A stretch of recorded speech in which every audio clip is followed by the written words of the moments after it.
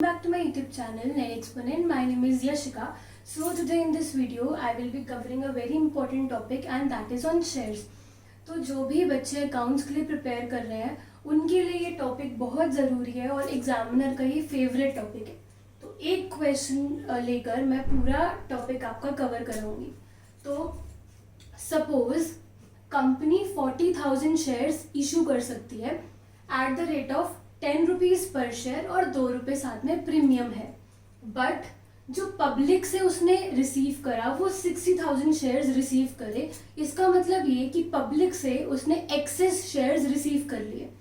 अब कंपनी इतने लोगों को तो शेयर्स नहीं दे सकती, तो कंपनी क्या यूज़ करेगी? कंपनी ने प्रो रेटा यूज़ करा. कंपनी ने 48,000 शेयर होल्डर्स के लिए प्रो रेटा यूज़ करा. मतलब ये कि वो क्या करेगी, अब 48,000 शेयर होल्डर्स को 40,000 शेयर्स अलॉट कर देगी. ठीक है, मतलब उसने क्या करा, रेशो में उसने अलॉट कर दिया. 48,000 शेयर होल्डर्स को उसने 40,000 शेयर्स अलॉट कर दिए और बाकी के जो बच गए 12,000 शेयर होल्डर्स उन्होंने उसको कुछ भी शेयर अलॉट नहीं करा. ठीक है, अब ये जो 10 रुपीज़ प्लस 2 रुपीज़ प्रीमियम है इसकी बाइफर्केशन क्या है? एप्लीकेशन पर ₹3 पर शेयर है, अलॉटमेंट पर 3 + 2, इसका मतलब प्रीमियम अलॉटमेंट पर है. फर्स्ट कॉल पर 2 रुपीज़ पर शेयर और फाइनल कॉल पर 2 रुपीज़ पर शेयर.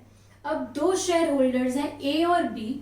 ए शेयर होल्डर को 1600 शेयर्स अलॉट करे गए थे बट ना ही वो अलॉटमेंट पे कर पाया और ना ही 2 कॉल्स पे कर पाया.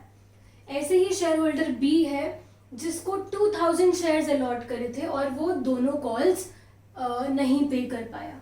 तो अब क्वेश्चन समझने के बाद एंट्रीज बनाने से पहले सबसे पहले हम बनाएंगे वर्किंग नोट्स, जो सबसे इम्पोर्टेंट पार्ट होता है क्वेश्चन का. अगर आपने ये ठीक से बना लिया तो आपका पूरा क्वेश्चन सही हो जाएगा.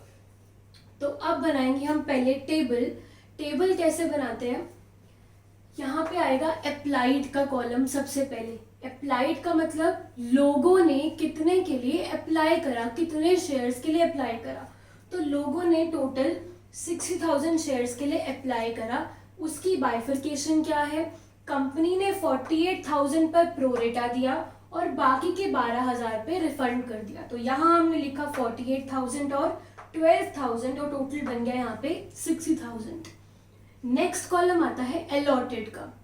अलॉटेड का मतलब अब कंपनी ने कितने अलॉट करे. 48,000 शेयर होल्डर्स को उसने प्रो रेटा बेसिस पर 40,000 शेयर्स दिए. तो 48,000 को कितना मिला? 40,000. और 12,000 शेयर होल्डर जो थे उनको कुछ भी अलॉट नहीं किया गया, तो यहाँ पे आ गया नील.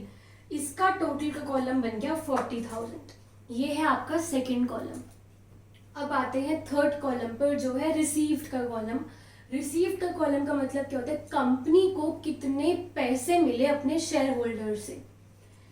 जिन लोगों ने 48,000 शेयर होल्डर्स जो थे उन्होंने इनटू आपकी एप्लीकेशन मनी है 3 रुपीज़, तो जब आप 3 से मल्टीप्लाई करोगे तो वो आ गया 1,44,000. मतलब इन लोगों से उन्हें 1,44,000 मिले होंगे.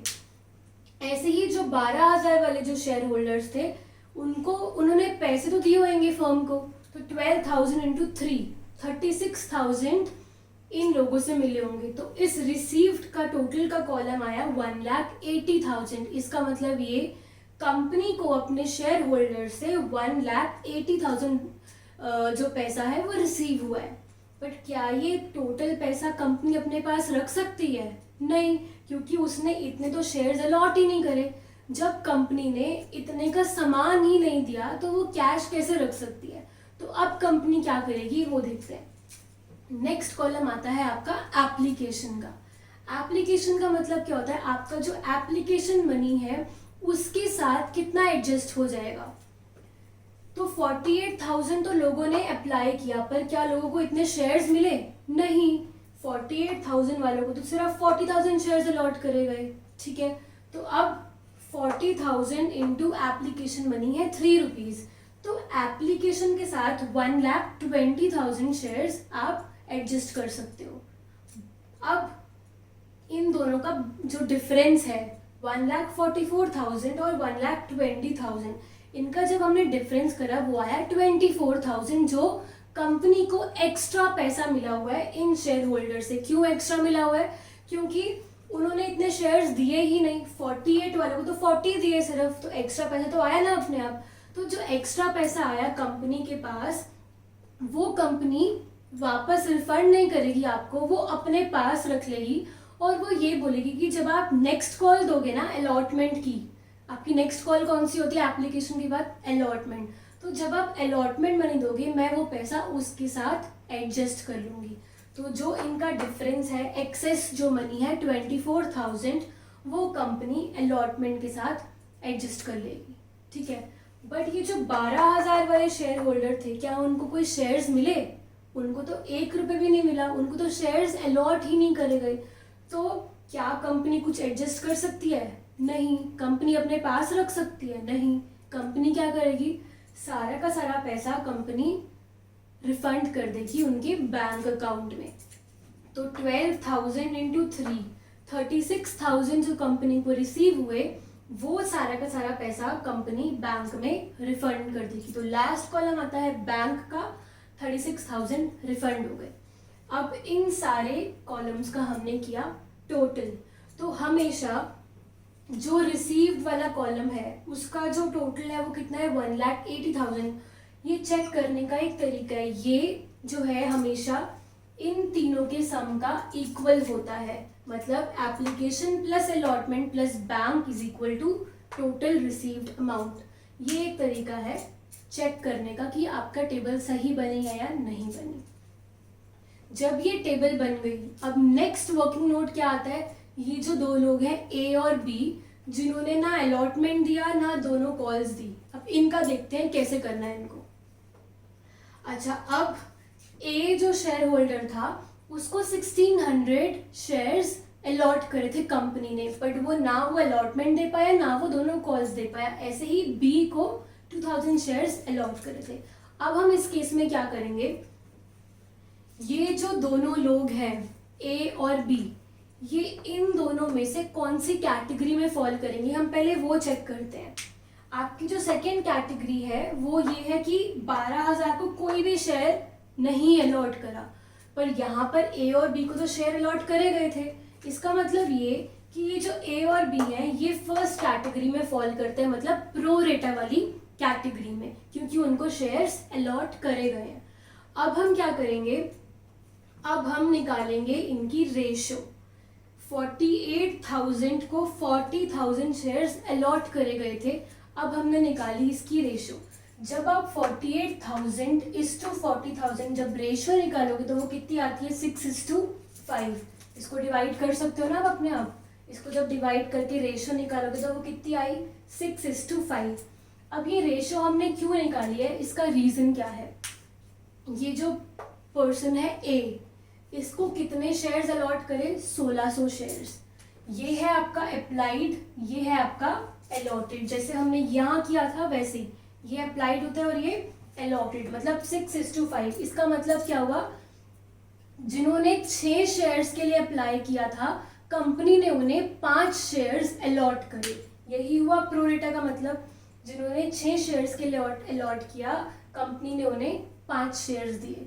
तो अब ऐसे ही एक अगर पर्सन है जिसको 1600 शेयर्स अलॉट करे गए थे, अब हम इससे ये निकाल सकते हैं कि उसने कितने के लिए अप्लाई किया होगा। 1600 शेयर्स तो अलॉटेड शेयर्स हैं। 5 के नीचे हमने लिया 1600, क्योंकि ये क्या है? ये अलॉटेड वाला कॉलम है। 5 के नीचे लिखा 1600, यहाँ लिखा x जो हमें निकालना है। अप्लाइड वाली चीज़ हमें निकालनी है। अब हमने किया क्रॉस मल्टीप्लाई और x की वैल्यू निकाली। x की वैल्यू निकाल के आया 1920 शेयर्स। इसका मतलब ये हुआ कि जो पर्सन है A, उसने 1920 शेयर्स के लिए अप्लाई किया था और कंपनी ने उसे 1600 शेयर्स अलॉट करे। इसका क्या मतलब हुआ?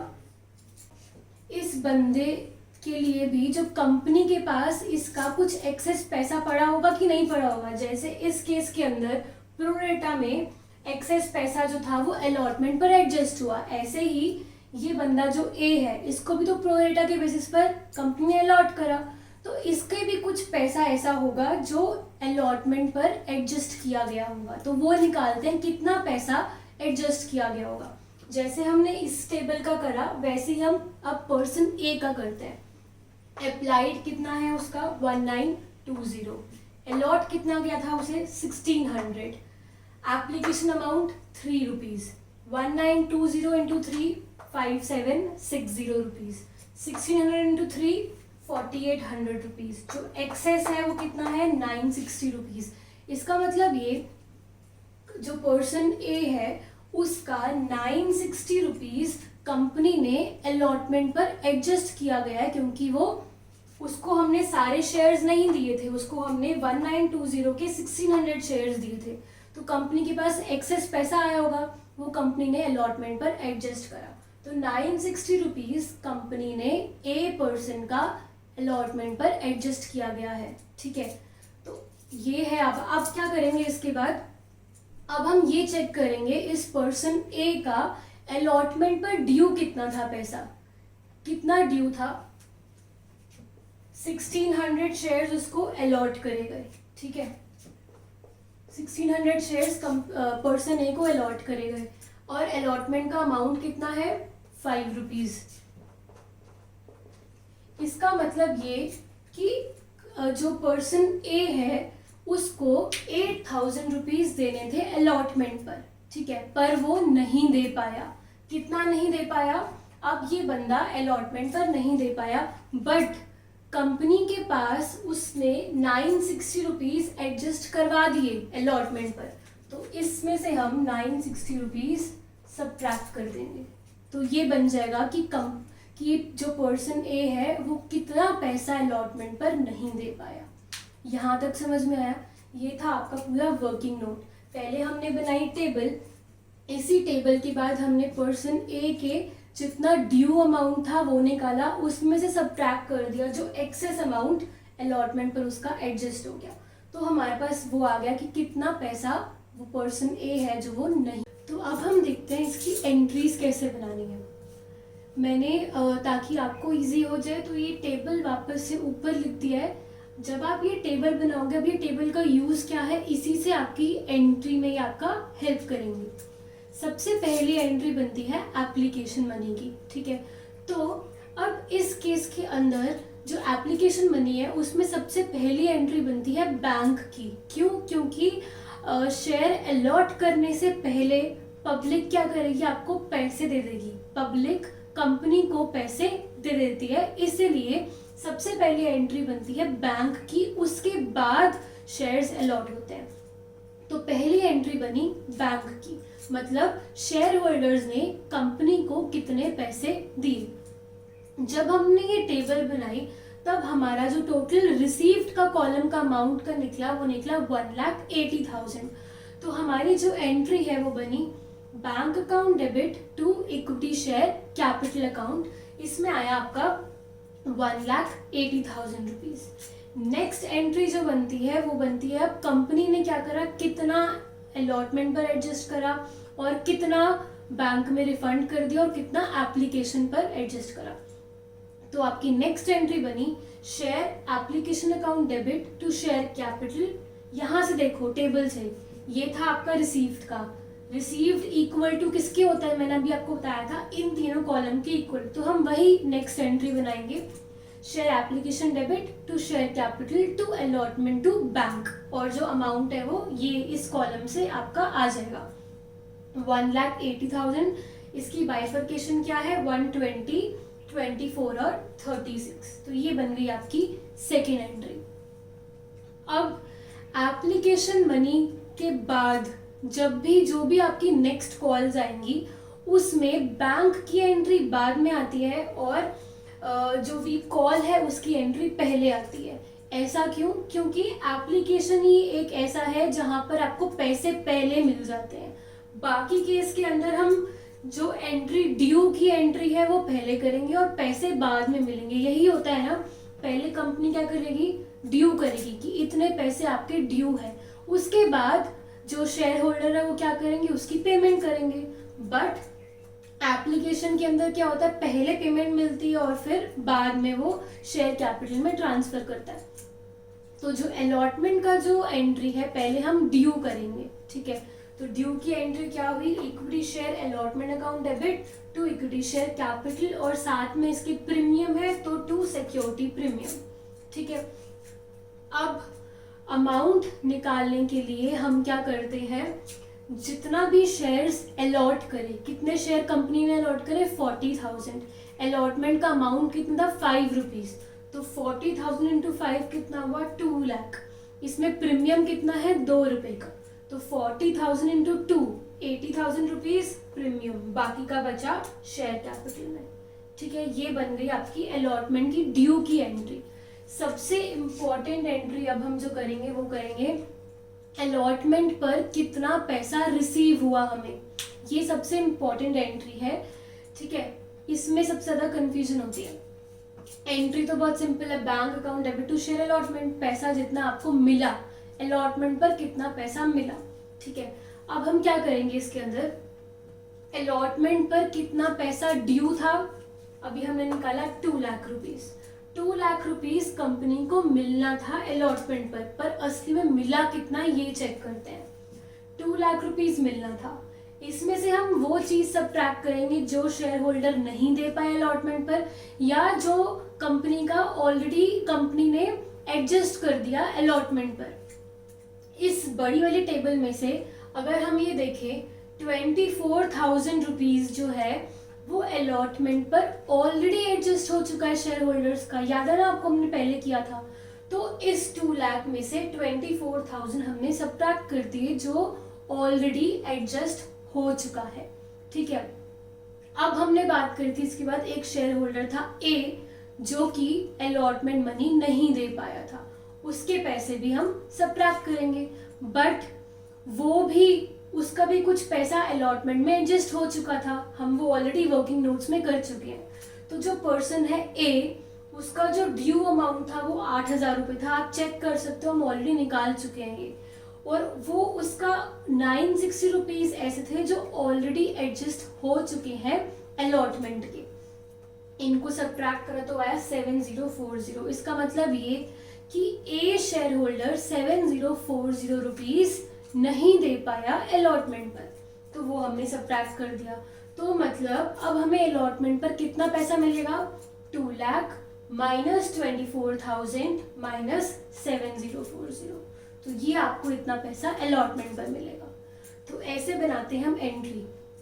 अब जब आप फर्स्ट कॉल की एंट्री बनाओगे तो उसमें जितना भी ड्यू होगा उसमें से आप सब्ट्रैक्ट करोगे बी का, क्योंकि जो बी शेयर होल्डर है वो फर्स्ट कॉल नहीं दे पाया, और ऐसे ही सेकेंड कॉल का करोगे। तो अब अगर आपको ये समझ में आ गया तो आप कमेंट बॉक्स में फर्स्ट कॉल और सेकेंड कॉल की एंट्री का अमाउंट मुझे आप मैसेज करेंगे कि कितना आया है उसका, ये आपका होमवर्क है। So that's all for today, और इस क्वेश्चन से आपका काफ़ी हद तक बेसिक्स क्लियर हो गए हैं। If you like my video, I can make next video on 4 feature of shares. So do comment on the box below if you want me to make next video on 4 feature of shares. So if you like my video, please click on the like button. See you next time. Thank you.